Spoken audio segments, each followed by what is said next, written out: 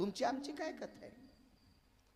आपले लोक वाईट म्हणतील, काही म्हणतील, काय याच्यात एवढं कुठं काय काय काय मनावर घ्यायचं, चलत राहते म्हणले, ते लोक ठरवतील काय करायचं ते. भीमानं सांगितलं काका, पण आम्ही लोक अपवाद सहन करण्याची क्षमता आमच्यात नाही. आम्ही लोकांना तोंड देऊ शकत नाहीत. तुम्ही राहा नका राहू, तुमचे अर्धे वाटे बाजूला घ्या, ते तसे पडीत पडू द्या, आम्ही त्याच्यात राहणार नाहीत. काका म्हणले, धर्मा तुम्हाला हे वाडे राहण्यासाठी द्यायलाच? होय म्हणे, घेतो मी वाडे, पण एक लक्षात ठेव धर्मा,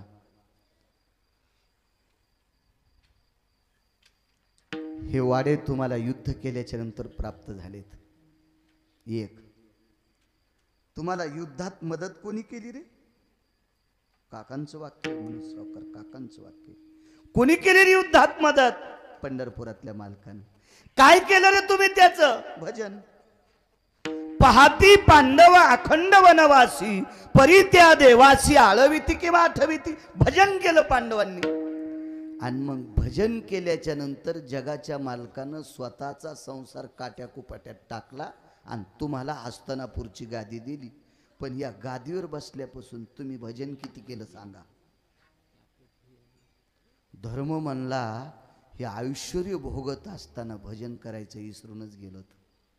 दृष्टांत संपला. काकाच्या डोळ्यातून टप टप टप पाणी आलं. भीमदादा, ए अर्जुना, हे धर्मराजे, हे नकुल सहदेवा, अरे जे वाडे तुम्हाला भजनाच्या कृपेने राज्य भेटले, हे राज्य भेटल्याच्या नंतर तुम्हाला भजन करायला वेळ भेटत नाही. ज्या वाड्यात भजनासाठी वेळ नाही, ते वाडे मला काय करायचे? त्या राज्याला आणि त्या वाड्याला आग लागो म्हणून पहिल्या कडव्यात म्हणले, आगी आगीला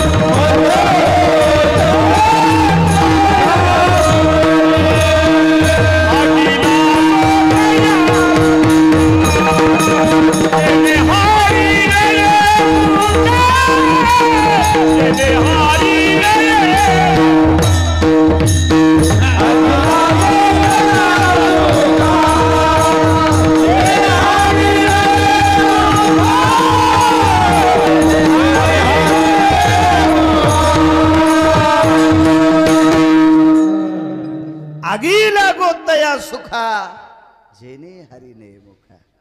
अरे ज्या राज्यातला आस्वाद घेत असताना, सुख घेत असताना, आनंद लुटत असताना जर भजन तोंडाला येत नसेल तर त्या वाड्याला आग लागो म्हणून इदूर काका झोपड्यात राहिले. सुखाला आग लावली म्हणजे त्यात 1800 लग्न केले एका राजानं. सावकार 1800 लग्न साधी गोष्ट आहे. आता एक एक बायको भेटन. काळ लय बदलला राजू. काहून असा काळ आणला असन देवानं देव जाणे. हो 1800 बायका एकट्यालाच होत्या, एकट्याला 1800 बायका. कशा होत्या? माझ्या वारकरी संप्रदायाने त्यांची दखल घेतली. ज्या घरी कुलस्त्रिया राज्य राणी व संपत्ती, कुलवान पत्न्या होत्या, कुलवान. अशा 1800 बायका आंघोळीला बसले. सकाळी बावनिया चंदनाचा, मला बसवलं का, असा मोठा चौरंग होता बावनिया चंदनाचा. मांडी घालून राजा त्या चौरंगावर बसायचे. त्याला सोन्याच्या फिरक्या होत्या, सोन्याचा घंगाळ, सोन्याच्या तांब्यानं आंघोळी घालायच्या, नाना प्रकारचे सुगंधी द्रव्य अंगाला लावायच्या. आणि बाहेर 200 लोक चौघडा वाजित होते. सूर सनई चौघडा वाजित होते बाहेर लोक. बँड नाही, बँड रणातलं वाद्य, रणवाद्य, त्याला बँड म्हणतात. आपण काही आपल्या कोण्या नालायक माणसांनी ते लग्नात आणलं असेल, ते तर मेला असेल. आता ते कसा गौसल ते हरामखोर. बँड हे लग्नातलं वाद्यच नाही, डीजे हे लग्नातलं वाद्यच नाही. लग्नातलं वाद्य हे सुरसनई चौघड आहे. ज्याच्यातून मंगलध्वनी निघतो ते लग्नातलं वाद्य असतात. जे वाद्य वाजल्याच्या नंतर रक्त सळसळ कळतंय त्याला रणवाद्य म्हणतात. बँड हे रणवाद्य, रणवाद्य. म्हणून रणवाद्यातल्या ध्वनीमध्ये नास्तिक ध्वनीत रूपांतर झालं. म्हणून लग्नामध्ये नाचून ती लोक नाचायलेत. हो, रक्त तर हालं नाही यायचं. रक्त हलण्यासाठी लायकी लागन. आणि कोणाला हाणतू? बायको थुतरीत हाणती तू यान, आणि तू कोणासोबत युद्ध खेळतो? म्हणून पाय हालायला लागलेत. मूर्खपणाचा कळत झाला. मातीत घातली संस्कृती. काही काही हरामखोरायनं फडव्यानं मातीत घातली. त्याचे पूर्वज त्याच्यावर वरून आहा कथा त्याचे करीती पितर, वंशी दुराचारी पुत्र झाला. त्याचे पितर वरून दात खात असतील. फडव्या, तुझ्या संसाराला आग लागो. तू भारतातली संस्कृती मातीत घालायला हरामखोरा. विठाला विठाला.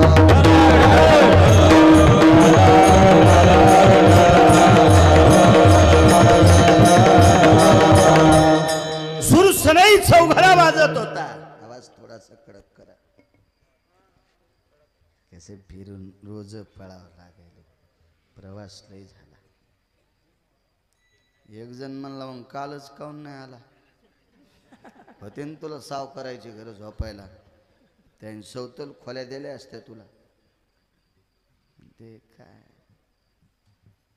एकदा हिर्या पेंडीच्या मागे लागलं की सगळं अवघडच काम असते. आणि आमच्यावर घेतल्यावर तुमची लय खसखस पिकती. तुम्ही तुकाराम महाराजाचे चुलते आहेत काय? तुमचे चेहरे पाहिल्यावर कळत हो तुम्ही किती बेजार आहेत. सारखेच तुम्ही तशा.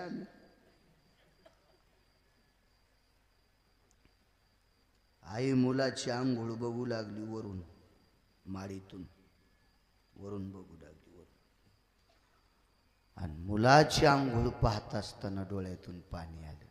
अश्रू दोन असतात. एक आनंद अश्रू असतात, एक दुःख अश्रू असतात. पण तिचे हे आनंदाचे अश्रू नव्हते, तिचे दुःखाचे अश्रू नव्हते, तिचे हे उपदेशाचे अश्रू होते. टपतिशी डोळ्यातला पाण्यातला थेंब पाठीवर पडला.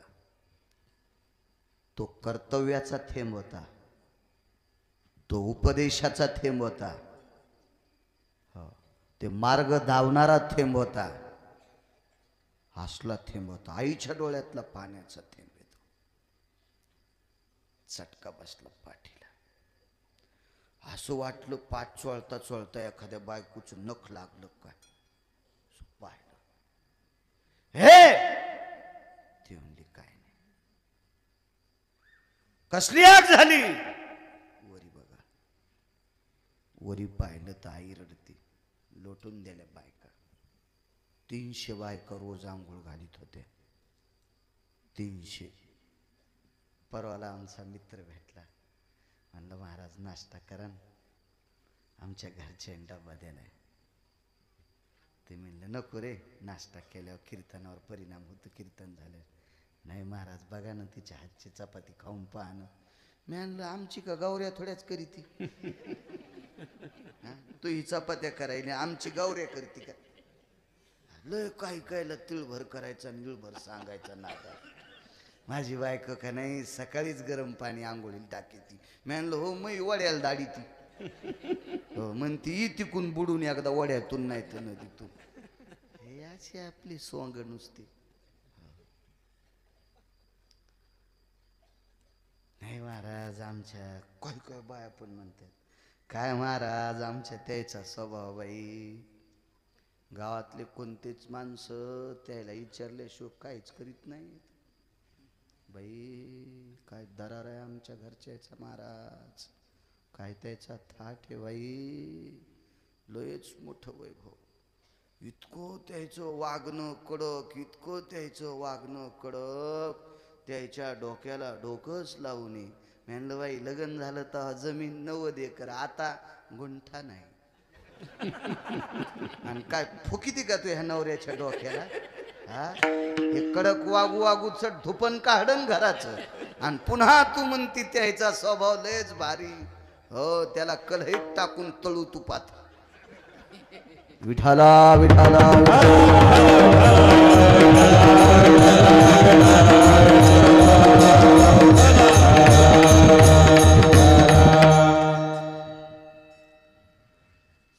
हे सरक बाजूला.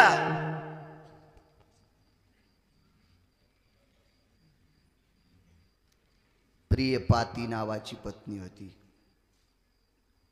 1800 पैकी एका पत्नीचं नाव सांगतो, प्रियपाती. काय नाव गोड, प्रियपाती. एकीचं नाव होतं हरिप्रिया, तनुगंधा. झाले 3 नाव, हरिप्रिया, तनुगंधा आणि प्रियपाती. कुठं गवसते कॉम्प्युटर मध्ये नाव हीच कान कवरक बी. पोरग झालं म्हणजे नाव ठेवायला बोलवा ना एखादे महाराज. नाही नाही, त्या मुलाचं नाव त्याची आंटी ठेवील. त्या आंटीला कवडीची अक्कल नाही. लग्न झाल्या झाल्या म्हणली मी वायला निघणार, सासूबाईंचं लुगडं नाही धुणार, तिच्या झोपीत भिताड अंगाव पडन. हा सासूचं लुगडं धुवाला तिला हातपायला तिच्या पॅरलीस होती, आणि पुन्हा ती म्हणती ही नाव ठेवणार होय ही. हा शहाणी नाही, त्या फार शिकलेल्या आहेत. म्हणलं हो शिकू दे. मोबाईल उलथिला 2 घड्याचा होता ना, असा उलथिला आणि काढत त्याच्यात मोबाईलचं नाव. हे मळमळ झालं ते नाव ऐकलं.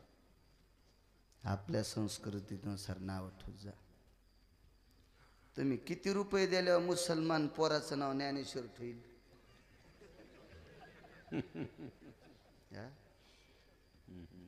4-500ला 1 लाख रुपये देतो, त्याच्या नातवाचं नाव त्याला म्हणून तुकाराम ठेवी.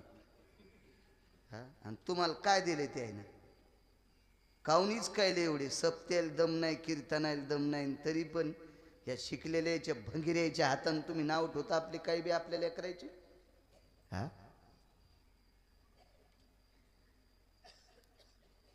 या बा धर्म मातीत घालण्यासाठी प्रत्येक गोष्ट कारणीभूत आहे. धर्माला खाली आणण्यासाठी प्रत्येक गोष्ट कारणीभूत आहे, आणि धर्म उंच नेण्यासाठी प्रत्येक गोष्टीला छेद देणं गरजेचं आहे. काही काही त्याग करा काही काही गोष्टीचा, तेव्हा धर्म उंच जाईल. वाट्या काट्यावर माईकवर धर्माच्या गप्पा हाणण्यानं धर्म उंच जात असतो का? त्याच्यासाठी तसं काळीज लागते, तसं वागणं लागतंय, तसा आदर्श लागतो, तशी वैचारिक पातळी लागते. भोगा आपलं भोगायचं. प्रियपाती नावाची पत्नी. स्वामी आम्हाला लोटता? थांब प्रिया. बाजूला लोटले सावकार. ओल्या कपड्यानं वरी गेले. हात ओला होता, ओल्याच हातानं आईचे डोळे पुसले. पण ते डोळे पुसले तरी पाणी येत होतं. आई दुःख कशाचे? तुझंच वाटतंय रे, तुझंच वाटतंय. आगी लागोत त्या सुखा. उदाहरण क्रमांक 2. तुझंच दुःख वाटतंय. काय गाई माझं दुःख? बाळा, तू हे आंघोळीत ह्या वैभवात तुझी दुपार चालली रे. हे सुरसनई चौघडा काय वाजायला आहे. हे 1 घंटाभर तुला उठणं काय लावत्यात, तुला सुगंधी द्रव्य काय लावत्यात, स्नान झाल्याच्या नंतर तुझ्या जटाचं मर्दन काय करत्यात. अरे सूर्य ढळायलाय दुपारचा. ह्या नासक्या शरीराची चर्या करत असताना हे नाशवंत शरीर आहे, दुर्गंधीने युक्त असलेलं भांडार आहे, आणि या शरीराच्या चर्ये करता सूर्य ढळतोय. तिथून पुढचा तुझा 1 तास इंधने भयंजायो उदर व्यथा निवारण हितार्थायाम शुद्धा निवारण हितार्थायाम जठरानलो तृप्तवसायाम भवोति जाय प्रिय भया अन्नपूर्णार मुच्यते न भयो कवलानम कवल जायो. सूर्य ढळला आंघोळीला, सूर्य उतारात पडला जेवणाला, आणि तिथून पुढचा 2-2.5 तासाचा काळ राज्यकारभाराला. उद्या दक्षिणेच्या राजानं विचारल्याच्या नंतर काय सांगशील. उद्या दक्षिणेच्या राजानं जर तुला विचारलं यमानं, तर काय सांगशील. ते यम इतका मारील, इतका मारील की अर्धा इंच जागा सुद्धा लाल व्हायची राहणार नाही. इतका मारील. असं ती म्हणली नाही, मी म्हणायलो. पण याच्याही पलीकडचं आई बोलली असेल. किती दिवस करणार आहेस तू. तुला वाटतंय मला 1800 बायका आहेत. अरे मी एकटी होते तुझ्या बाबाला, एकटी. तुझ्या बाबाचं नाव आहे त्रिलोचन नावाचा राजा. मी एकटी होती, एकटी. अरे तुझ्या 100 पटीने ऐश्वर्य तुझ्या बाबाला होतं. तुझ्या 1800 पत्न्या भोगत्यात, त्याच्या 100 पटीने ऐश्वर्य मी भोगत होते, मी भोगत होते. तुझे बाबा असे रस्त्याने जर अंबारीत बसून चालले ना, हत्तीच्या पाठीवरच्या, तर रस्त्याने पाहणारी राजे डोक्यावरचं पागुट बगलात घेत होते, डोक्यावरचा मुकुट बगलात घेत होते, आणि तुझ्या बाबाकडे पाहत असताना मान खाली घालीत होते. आगा चक्षुया चक्षु पाहती. डोळ्यात डोळे घालून पाहायची ताकद एकाही राजाची तुझ्या बाबाच्या डोळ्यात पाहायची ताकद नव्हती. एवढं मोठं वैभव रे, पण डोळ्यान पाहिलं रे. ए बाळा, डोळ्यान पाहिलं. तुझे बाबा गवतासारखे, लाकडासारखे सरणावर जळताना मी माझ्या डोळ्यांनी पाहिले. आई सांगत होती पोरायला, हाड लाकडासारखे जळाले रे, अंगावरचे रोम गवतासारखे जळाले. धन धन धन धन धन धन. या प्रांतातला सूर्य तुझे बाबा राख कोळसा झाली, राखुंड झालं, मातुड झालं, शरीराचं मातुड झालं. ह्या शरीराची तीच अवस्था होणार आहे. कल्याण कर. आई हुशार होती, बोट दाखिलं